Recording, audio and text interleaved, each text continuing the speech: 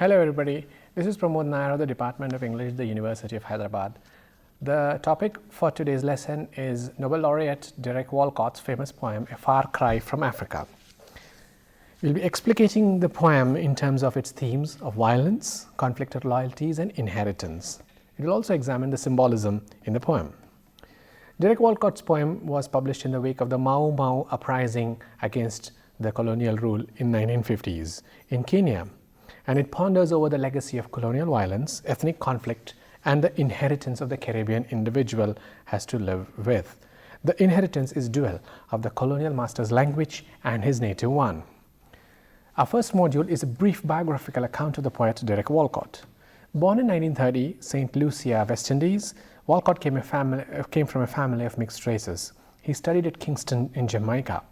At the age of 32, he published In a Green Night, poems 1948 to 1960, which received substantial critical acclaim. Around 1970, his play Dream on Monkey Mountain was produced by NBC TV. He later received the MacArthur Foundation Fellowship and was appointed to the faculty by Boston University, where he taught for 2 decades. His Omeros, 1990, was a reworking of Homer and again received widespread critical acclaim. Walcott has constantly meditated about the colonial era in the West Indies and its legacy. His works have also addressed the African connection, exploring the legacy and the Back to Africa theme. His play Pantomime reworked the Robinson Crusoe theme, examining how the master-slave relationship would manifest in post-independence Caribbean. The play reverses the white master-slave roles. His essays, collected in a volume called What the Twilight Says, also critically examine postcolonial literature and the legacy of English. In 1992, Derek Walcott received the Nobel Prize for Literature. He is one of the most canonized poets in postcolonial literature today.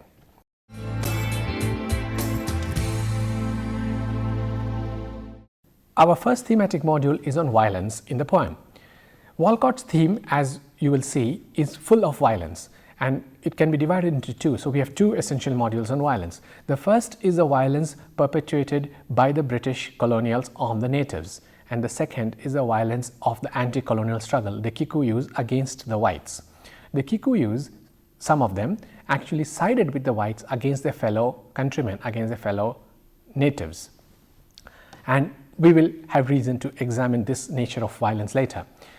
Violence results in death, massacres, as should be obvious. Walcott argues that the presence of corpses changes the landscape. This is what he says: corpses are scattered across or through a paradise. The paradise is the African landscape, which instead of looking beautiful is now littered with corpses. And Walcott argues that no justification of colonialism is adequate to describe this kind of massacre. This is what he says: statistics justify and scholars seize the salience of colonial policy. Walcott asks, what is the point of justifying colonial policy? How does one explain to the dead people and their families what colonialism is? This is what he says: what is that to the white child hacked in bed, to savages expendable as Jews? Walcott compares the blacks killed in Kenya to the Jews massacred in the Holocaust. What Walcott is proposing is that in violence, as a result of violence, there is no need to distinguish between kinds of victims. All are victims, just victims. In other words, what Walcott is suggesting here is the black or the Jew are the same. They are both massacred. Let me read that bit of poetry out again.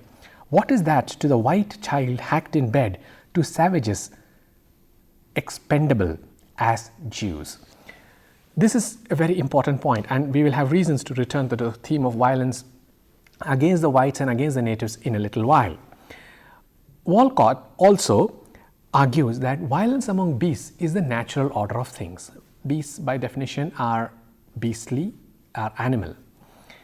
What Walcott's objection is that we use violence against fellow human beings in the name of God. When we do that, we are at the level of animals. And this kind of massacre, says Walcott, leaves him cold. This is what he says: how can I face such slaughter and be cool? That's his question. How do I face the animality of human beings and remain untouched?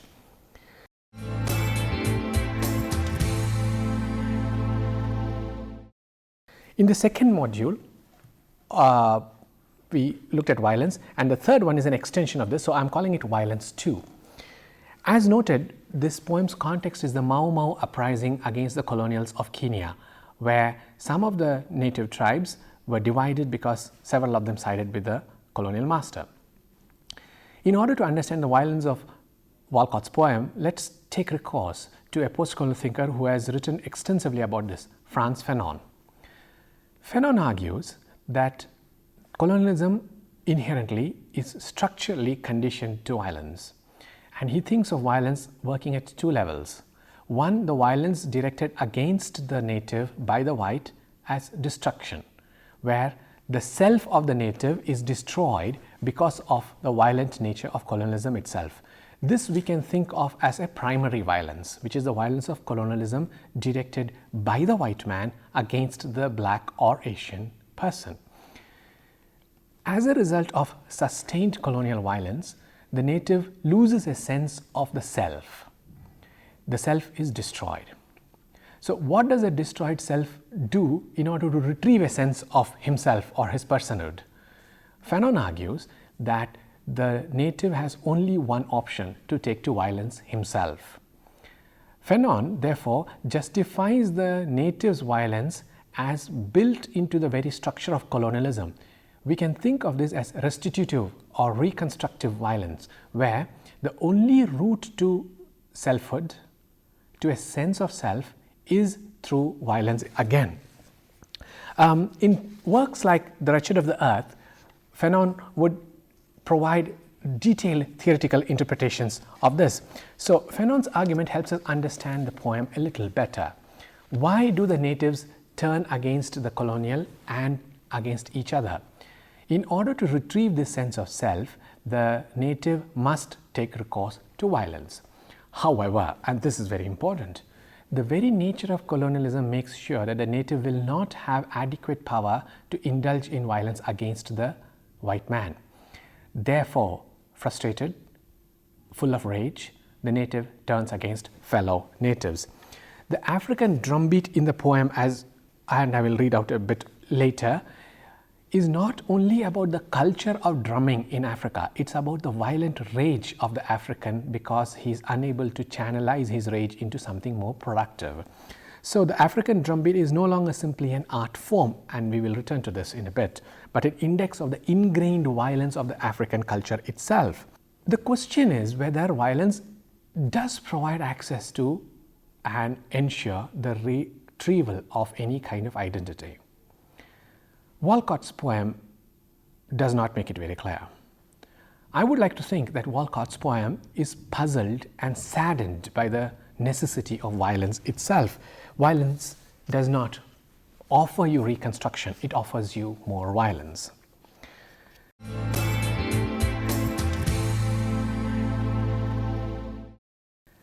I spoke briefly about drumming, and I now turn to the use of drumming, but also the use of symbolism in Walcott's poem. I'm going to read out stanza 1 of the poem so that you get a sense of the violence but also of the symbolism. Here is how the first stanza proceeds. A wind is ruffling the tawny pelt of Africa. Kikuyu, quick as flies, batten upon the bloodstreams of the veldt. Corpses are scattered through a paradise. Only the worm, kernel of carrion, cries.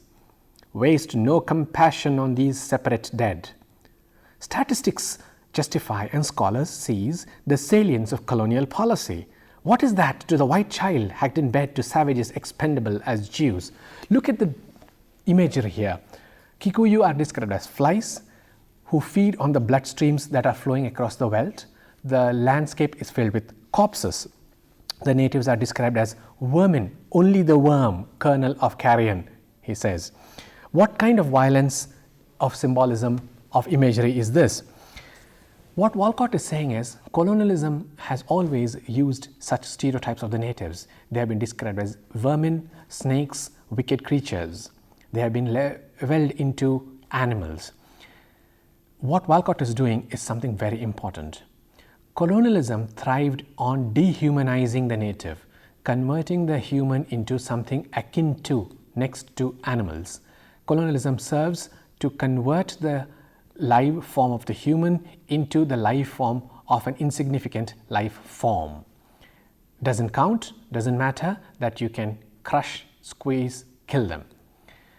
What Walcott does is to propose that as a result of this violent crushing of identity through dehumanization, the native also turns into an animal.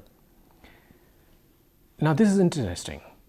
What Walcott is saying is, after years and centuries of being called animals, the native begins to behave like an animal. So the violence of the animal is not innate to, it's not his identity. It's something that he has assimilated from the colonial stereotype. Look at what he's saying. Corpses are scattered through a paradise. Only the worm, kernel of carrion, cries, waste no compassion on these separate dead. And why does he think Kikuyu are functioning as flies? Because colonial stereotypes have persistently portrayed them as flies. So eventually they begin to function as flies. The drum, which is central to the poem, and I'll read that out in a bit, is usually taken as a symbol of African culture. But Walcott reminds us that the drum is actually a dead person's skin stretched tight to be beaten. Here, an art form is converted into a symbol of violence. But it's very importantly a symbol that has two meanings. One, the dehumanization of the native. Two, the conversion of the native into a subject of violence and not just an object of violence. Walcott also converts the paradise into something else. He converts the paradise into corpses, a landscape of death.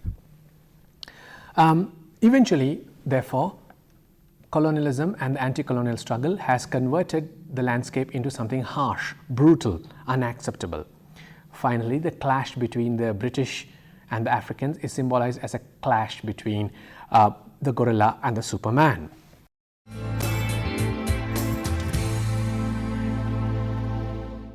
My next module is about binaries and dichotomies.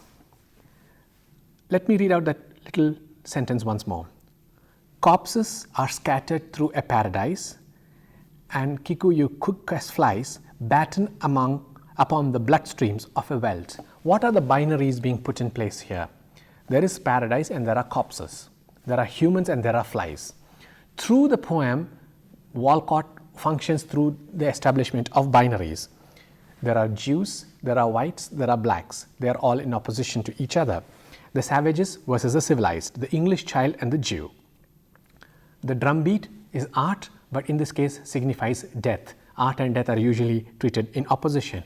Finally, when the poem ends, he prepares his major binary, the English language and his African roots.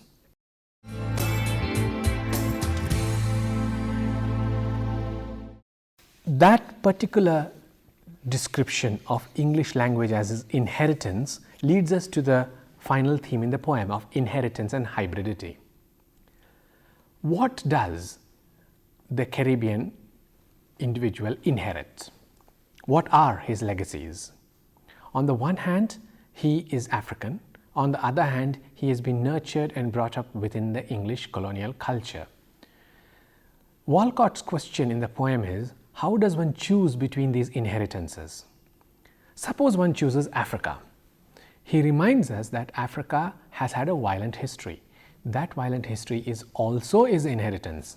In other words, Walcott refuses to romanticize his African connection because he is very aware that his African connection is full of violence, death and corpses. If he were to say, I claim Africa, then he must also claim that landscape of death which we have already mentioned. Do we see the English colonial as only cruel? Do we see the African as a wonderful, native, innocent, beautiful, cultured? No, because from what we have seen of native history, it's full of tribal conflict, ethnic warfare and death. This is a moral dilemma. The poem is not about Africa, but about the inheritance of Africa. The poem is not about England, but the inheritance of English and English identity. And Walcott's question is it possible to abandon one culture in favor of another when both of them have helped make him what he is? This is his moral dilemma. He's also warning us against an easy assumption of identities. It's very easy, he says, to lapse into a romantic view of Africa, to say, I am African. But if you claim you are African, then you must also claim a legacy of violence, a legacy which is full of bloodshed and genocide. What poet describes it towards the end of the poem means there is no such thing as a pure cultural identity that you can claim. So Walcott's poem is actually a very humanist poem, where he sees violence as inherent to the colonial condition, but also inherent to the African condition. You cannot separate the two. You cannot say, I prefer, in a very romantic way, the African cultural tradition or legacy, because that also means you have to claim for yourself its violent histories. Walcott's point is, we all have more than one culture within us. You cannot claim a purity of culture. Having said that, let me now conclude by reading out the poem. It's a 3-stanza poem, and this is how it goes. A far cry from Africa. A wind is ruffling the tawny pelt of Africa. Kikuyu, quick as flies, batten upon the bloodstreams of the veldt. Corpses are scattered through a paradise. Only the worm, kernel of carrion cries, wastes no compassion on these separate dead. Statistics justify and scholars seize the salience of colonial policy. What is that to the white child hacked in bed, to savages expendable as Jews?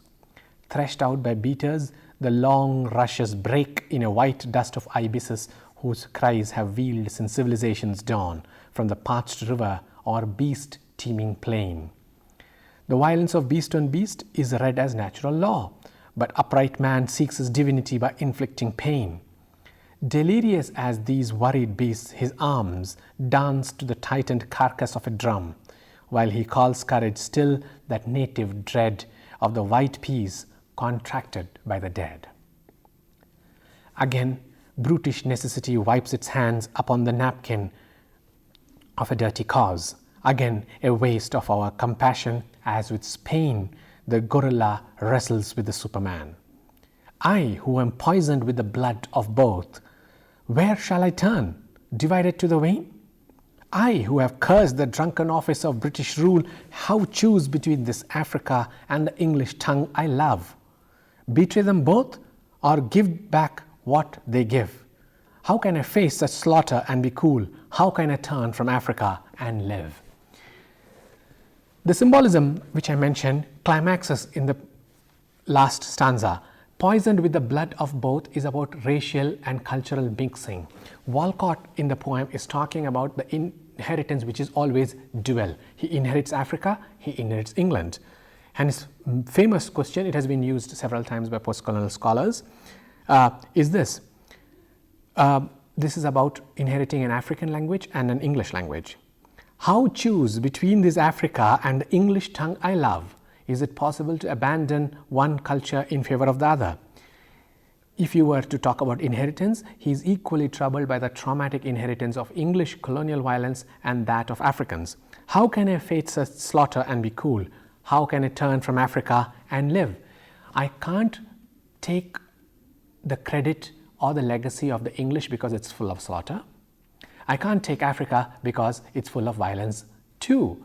Walcott's poem, therefore, worries about inheritance, about cultural identity. He also warns us that to romanticize cultural identity is dangerous, because all cultural identity finally is based upon certain romantic ideals.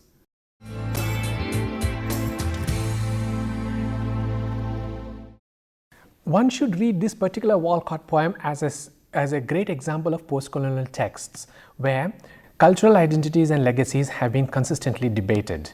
If Walcott is going to say, how do I choose between English and African? It is actually a problem that most postcolonials face and must therefore be read as a dilemma about hybridity. If you have read critics like Homi Bhabha, they argue about the legacy that we have all inherited from the British, whereby we are unable to abandon our native cultures and we cannot do without the English ones. So this dual inheritance is what we have to think about. But Walcott also has another poem which might be read alongside this, and it's called Ruins of a Great House. In that particular poem, Walcott is looking at an old English colonial house which is now in ruins, and there he looks at the ruin of a great house also as a kind of legacy. In that particular text, the house survives as a ruin, and here is a cultural identity that has come to you, but which you see as a reminder of all the horrible, wicked things that colonialism has perpetuated. So that is something also that you might want to read. That poem that I mentioned is The Ruins of a Great House, a Derek Walcott poem. A colonial legacy is something that comes down to us through cultural transmission, language, and literature. How that colonial legacy has been appropriated has also been the subject of considerable debate and violence. For instance, the Walcott question about the language has often in India particularly been the subject of debate and violent debate. Whether we should write in English or not is a violent question. People in the postcolonial fields have argued that one, writing in English is an acceptance of colonial legacy, and two, it's a dismissal of our own. Let me at this point introduce to you one more writer, Ngugi wa Thiong'o O, the novelist, who has argued that until such time as we decolonize our mind and remove English from it, we cannot retain our native character. Ngugi started his career as a writer in English and then switched to his native Gikuyu language. He said he's unable to function with that dual legacy. Effectively then, Ngugi is going against the argument we have seen in Walcott's poem. Ngugi is uncomfortable with the legacy of English. Ngugi believes that that legacy makes him lesser of a Kenyan than anything else, and therefore he does not want English. If you look at the language debates in India and the debates over Indian writing in English, you will see Walcott's poem as providing some kind of framework in which to read all that. You will, some of you at least, will recall Raja Rao's famous preface in Kantapura, where he said that his major problem was how to write in a language not his own, the emotions and social conditions, the tensions and the trauma which are his own. Kantapura's preface, in which Raja Rao writes this, is a perfect context in which to read Walcott's poem. How should I abandon English and live and continue? Look at I will read those lines from Walcott again. How choose between this Africa and the English tongue I love? Ngugi makes the choice. He abandons his English and goes back to his Africa. Raja Rao's question was similarly about which language to use. So the Walcott poem might be seen as paradigmatic, a kind of master narrative in which the postcolonial debates over language must be situated. In Walcott's work, we also see the violence of hybrid identities. In a play like pantomime, you see the native servant of the white man functioning like the colonial white master, Robinson Crusoe, and where the white man has become a slave. In Walcott's other plays, Dream on Monkey Mountain and other works, he shows the native as having absorbed English culture so much, he is more English than the English. You will see these examples in Salman Rushdie's Midnight's Children, in Atia Hossain and others. Much of the postcolonial legacy, therefore, has been the subject of debate precisely because of this violence inherent in them. Walcott's poem, talking about poisoned by the blood of both and divided tongues, is seen in Mimic Men, as they are now called. Naipaul has a novel of that title, where for people to abandon this or that culture, or this or that identity, or this or that legacy is not very easy. And in the case of Mimic Men, in Walcott's Dream on Monkey Mountain, you become simply mimics, imitators of a colonial legacy or of a colonial attitude, a colonial behavior, even colonial forms of dress. So in one sense, the colonial rule or colonial domination is not over. Fanon, whose work I discussed in connection with violence in Walcott's poem, argued that until we decolonize our minds and retrieve our cultural legacies, we cannot hope to be fully post-colonial and free. That is also the argument made by the novelist Ngugi wa Thiong'o, O, whom also I have mentioned before. What is that process of decolonization that somebody like Walcott will talk about? Decolonization is the retrieval of native histories, it's a retrieval of native cultural traditions, and taking a certain amount of pride in our legacies.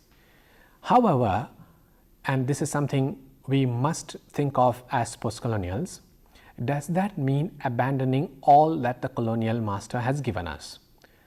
Decolonization increasingly is a term associated with nativism, the attempt to retrieve our folk, nativist, older traditions under the assumption that these are pure. What Walcott is saying in the poem is that is a romantic myth, that we can retrieve an older form of culture is a myth because you cannot find that kind of purity in any culture anymore anyway. So what is the point in saying let's retrieve an older cultural form or practice? When he concludes by saying, how can I face such slaughter and be cool? How can I turn from Africa and live? That is exactly what he's saying. To go to Africa, to go back to Africa, to retrieve Africa in its pure form is mythic, is foolish, is illusion, because there is no pure Africa. Decolonization as nativism is therefore a flawed project. Now, I'll conclude with one particular aspect of decolonization that is intimately connected with Walcott's poem. If you are to retrieve nativism, if you are to retrieve folk and older forms of our culture, then you must also remember that those forms of culture also had their specific dimensions of violence. Retrieving pre-colonial forms might also mean retrieving things like class, caste, and patriarchy. What Walcott is warning us against is to blame everything on the British and to throw out everything British is not a very wise idea. To retrieve Africa and African culture is not a very bright idea either, because African history has as many problems as the colonial system had. Therefore, when he says, how can I face such slaughter and live, how can I turn from Africa and live, is to be aware of the romanticization of the past as a mythic problem, as a moral problem. Walcott's argument, therefore, for all postcolonials is decolonization as nativism runs the risk of not only violence but of xenophobia, of a hatred for other cultures. Walcott's poem, therefore, is a plea for cultural understanding, for being more tolerant of difference, because all of us are ultimately, in Walcott's poem, made up of difference itself. Thank you.